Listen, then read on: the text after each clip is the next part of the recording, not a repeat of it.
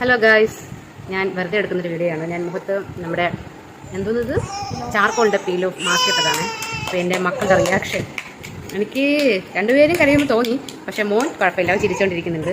പക്ഷെ എൻ്റെ മോള്